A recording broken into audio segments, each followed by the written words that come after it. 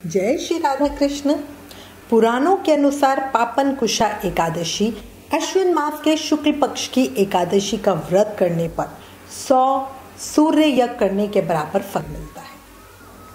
इस दिन भगवान विष्णु के पद्मनाभ स्वरूप की पूजा की जाती है। इस व्रत को नियम से करने पर 3 पीढ़ियों के पापों से मुक्ति मिल जाती है, मोक्ष की भी प्राप्ति होती है और चंद्रमा के बुरे प्रभाव को रोका जा सकता है। इसका व्रत करने के फलस्वरूप शुभ फलों की वर्षा होने लगती है। मनुष्य को यमलोक का दुख नहीं भोगना पड़ता। बैकुंठ में श्री हरि के चरणों में स्थान भी मिलता है। पद्म पुराण के अनुसार जो व्यक्ति इस दिन श्रद्धा पूर्वक स्वर्ण, तिल, भूमि, गौ, अन्न, जूते, जल और छाते का दान करता है, उसे कभी भी यमराज के दर्शन नहीं होते। इसके अतिरिक्त जो व्यक्ति इस एकादशी की रात्रि में जागरण करता है वो स्वर्ग का अधिकारी बनता है। इस एकादशी के दिन दान करने से भी बहुत शुभ फलों की प्राप्ति होती है। एकादशी व्रत का पूरा फल हमें तभी मिलता है जब हम नियम और विधान से इसकी पूजा करें। इसलिए अब आज इस वीडियो में हम पापन कुशा एकादशी की पूजा विधि और महत्व जानेंगे। क्या स्पेशल भोग लगाएं, पारण कैसे करें, क्या दान करें, किन बातों का ध्यान रखें और एक महा उपाय भी बताऊंगी।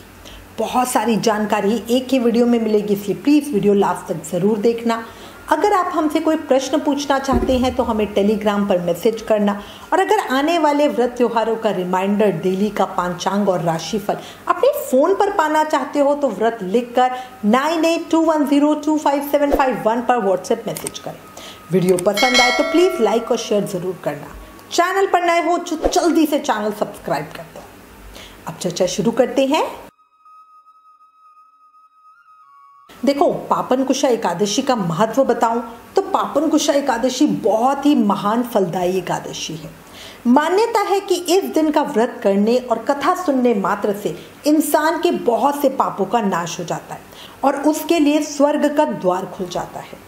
इस दिन मौन रहकर पूजा, व्रत आदि करना भी बहुत उत्तम कहा गया है। माना जाता है कि पापन कुशा एकादशी का व्रत करने वाले का मन शुद्ध और निर्मल बन जाता है। पापियों को भी इस व्रत करने से अपने बुरे कर्मों से मुक्ति मिल जाती है और यही कारण है कि क्षमा याचना करने के लिए ये व्रत जरूर ही करना चाहिए। ये पापन कुशा एकादशी पापों का नाश करने वाली है और इस कारण से ही इसका नाम पापन कुशा एकादशी पड़ा। पापों पे अंकुश लगाने वाली, मतलब पाप रूपी हाथी को पुण्य रूपी व्रत के अंकुश से भेदने वाली एकादशी, और इसी से इसका नाम पापन कुशा एकादशी पड़ा। ये एकादशी मनुष्य को मनवांछित फल देकर उसके सभी पापों को हर लेती है, इसलिए ही इस एकादशी को पाप हरनी एकादशी भी कहा जाता है। पापन कुशा एकादशी के दिन भगवान विष्णु के पद्मनाभ स्वरूप की पूजा की जाती है। अश्विन मास को पद्मनाभ मास कहा जाता है। इस व्रत से सभी प्रकार के पापों से मुक्ति मिलती है, शरीर और आत्मा शुद्ध हो जाते हैं। अब मैं आपको थोड़ा डिटेल में पापन कुशा एकादशी की पूजा विधि बताती हूँ। शुरू करने से पहले देखो, जो लोग व्रत नहीं करते वो सच्चे मन से भक्ति के साथ एकादशी की पूजा कर ले और कथा सुन ले और अपनी सामर्थ्य के अनुसार दान कर दे, तो ऐसा करने से भी भगवान विष्णु की कृपा उन्हें सहज में ही मिल जाती है। अब मैं आपको डिटेल में थोड़ा एकादशी व्रत की पूजा विधि बता रही हूँ। एकादशी व्रत के जो नियम है वो दशमी के दिन से ही शुरू होते हैं। दशमी को एक समय भोजन करेंगे और सूर्यास्त के बाद अन्न नहीं खाएंगे। दशमी को चावल भी नहीं खाने हैं। रात को भगवान नाम का जाप करते हुए जमीन पर सोएंगे और ब्रह्मचार्य व्रत का पालन करेंगे। एकादशी को ब्रह्म मुहूर्त में उठे और नित्य कर्म से निवृत्त होकर स्नान आदि करें। अगर किसी पवित्र नदी में स्नान कर सकते हो तो सबसे उत्तम है, वरना घर में ही नहाने के जल में गंगा जल डाल के फिर स्नान करें। स्नान के बाद साफ स्वच्छ कपड़े पहने, सफ़ेद या पीले कपड़े पहनना ज़्यादा उत्तम है। स्नान के बाद पूजा की तैयारी करें, पूरे घर में गंगा जल के छींटे लगाएं और हल्दी से घर के मुख्य द्वार पे स्वास्तिक बनाएं। फिर भगवान के समक्ष अपने व्रत का संकल्प लें और प्रार्थना करते हुए कहें, हे प्रभु, हे दीनानाथ, हे दयालु, हे दीन दयाला, कृपा के सागर, मेरे व्रत को निर्विघ्न पूरा करवाना, और अगर इस बीच मुझे कुछ हो जाता है तो मेरे व्रत को पूर्ण मानना। अच्छा, कई लोग अश्विन मास एकादशी से ही कार्तिक स्नान शुरू करते हैं, तो वो एकादशी व्रत के साथ कार्तिक स्नान नियम का संकल्प भी जरूर लें। एक और बात, पूजा से पहले अपने माथे पे सफेद चंदन या गोपी चंदन लगाकर पूजा करें। जो दीक्षित हैं और अपने संप्रदाय का तिलक लगाते हैं वो तो वैसे ही लगाएं, पर जो लोग रोज तिलक नहीं लगाते वो एकादशी पर जरूर ही तिलक लगाएं। इससे हमारे अंदर पॉजिटिव वाइब्रेशंस आती हैं, पूजा पाठ ध्यान आदि में ज़्यादा मन लगता है। अच्छा, इसके बाद भगवान सूर्य नारायण को जल अर्पित करें और फिर इसके बाद घर के मंदिर में कलश की स्थापना करें। अब कलश के ऊपर भगवान विष्णु की प्रतिमा रखें।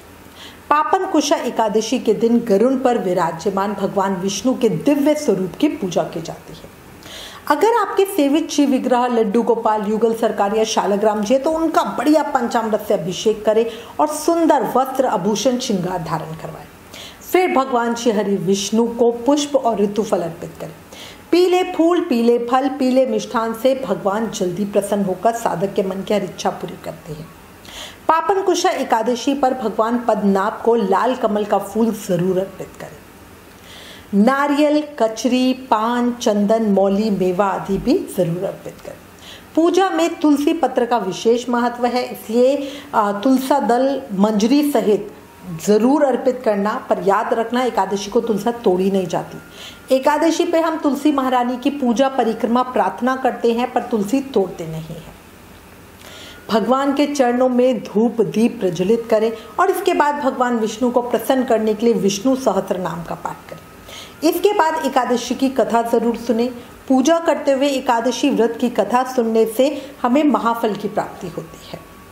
ओम नमो भगवते वासुदेवाय, इस मंत्र का जितना ज्यादा हो सके जाप करना। भगवान विष्णु की धूप दीप से आरती करना और पूजा में हुई किसी भी गलती के लिए क्षमा याचना करना। भगवान विष्णु के साथ माता एकादशी की आरती भी जरूर करना। अगर आपको एकादशी माता की आरती नहीं आती तो आप डिस्क्रिप्शन में वीडियो देख सकते हैं। पूरा दिन शुभ कर्मों में बिताएं। श्रीमद् भागवत महापुराण पढ़ें या सुने। शाम के समय पूजा में तुलसी और पीपल के सामने घी का दीप जरूर प्रज्वलित करें। रात को आकाश में भगवान विष्णु के निमित्त दीपदान करें। इस दिन भगवान विष्णु को दीपक दिखाने से मृत्यु के बाद देवलोक में स्थान मिलता है। एकादशी के दिन दान करने से शुभ फलों की प्राप्ति होती है।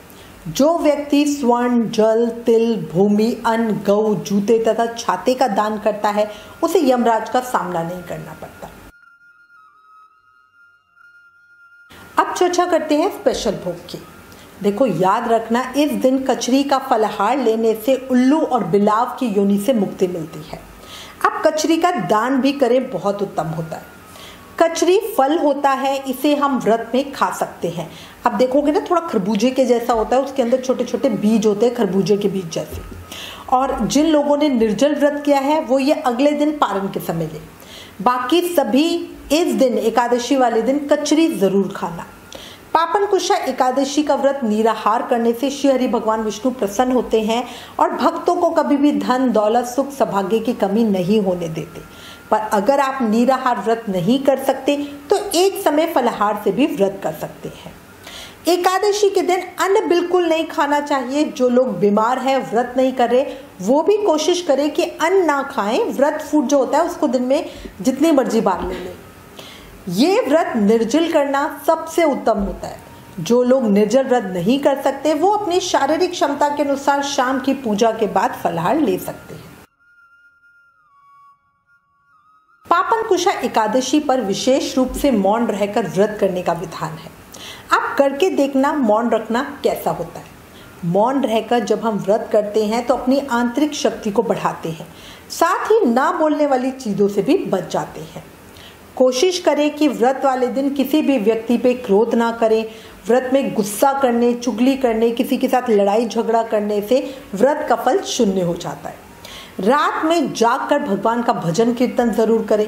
जो व्यक्ति इस एकादशी की रात में जागकर कीर्तन करता है वो स्वर्ग का अधिकारी बनता है। मान्यता के अनुसार एकादशी व्रत के दिन तेल, साबुन, शैम्पू इत्यादि का इस्तेमाल नहीं करना चाहिए। इसके साथ ही इस दिन महिलाओं को सर नहीं धोना चाहिए। इसके अलावा इस दिन पुरुषों को बाल और दाढ़ी नहीं कटवानी चाहिए। इस समय विशेष में कई लोग दिवाली की सफाइयों में लगे होते हैं, पर मैं आपको याद दिला दूं कि एकादशी वाले दिन किसी भी विशेष साफ सफाई को नहीं करना चाहिए। तो अगर आपके घर में कंस्ट्रक्शन का काम हो रहा है, सफाई का काम हो रहा है, तो उस दिन रोक देना। अगले दिन द्वादशी को पद्मनाभ द्वादशी होती है। इसमें भगवान पद्मनाभ की पूजा की जाती है। इस दिन भगवान विष्णु अंगड़ाई लेते हैं और ब्रह्मा जी ओमकार की ध्वनि करते हैं। इस दिन भगवान विष्णु की पूजा करें, फिर ब्राह्मणों को भोजन कराएं, दान दें और उसके बाद स्वयं एकादशी व्रत का पालन करें। अब मैं आपको एक महा उपाय बताती हूँ जो अगर आप एकादशी वाले दिन करते हो तो आपको बहुत पुण्य फल मिलेगा। इस दिन अगर आप भगवान विष्णु पर शहद चढ़ाकर उसका सेवन करते हो तो सभी तरह के रोगों से मुक्ति मिलती है। इसके लिए आप पंचामृत में सभी चीजें ना मिलाकर अलग अलग चीजों से स्नान करवाएं, दूध, दही, शहद, घी और गंगा जल। इसके अलावा इस दिन भगवान विष्णु को पानी में तिल मिलाकर जरूर अर्पित करें। इससे ग्रह दोष समाप्त हो जाते हैं। पापन कुशा एकादशी के व्रत से न केवल स्वयं के बल्कि माता पिता के साथ ही 5 पीढ़ियों तक के पाप भी धुल जाते हैं। इसलिए इस एकादशी को सबसे ज्यादा पुण्यदायी एकादशी माना गया है। इसी के साथ मैं उम्मीद करती हूँ इस वीडियो में दी गई जानकारी आपके लिए उपयोगी होगी। इससे रिलेटेड अगर आपके पास कोई भी कमेंट या सजेशन है तो प्लीज़ हमें लिखें। ज्ञान बांटने से बढ़ता है, इसलिए इस वीडियो को ज़्यादा से ज़्यादा शेयर करें। आप हमें फेसबुक और इंस्टाग्राम पे भी ज़रूर फॉलो करें। Please like, share and subscribe. Thank you. जय श्री राधा कृष्ण।